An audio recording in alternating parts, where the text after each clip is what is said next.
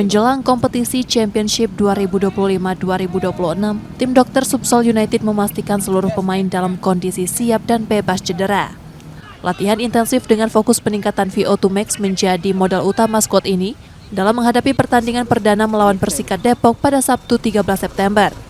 Alhamdulillah kondisi semua pemain Subsol United dalam kondisi siap untuk bertanding di laga perdana. Mudah-mudahan fit maksimal permainan mereka. Alhamdulillah justru pengaruhnya bagus untuk kondisi fisik pemain kan. VO2 max-nya juga meningkat.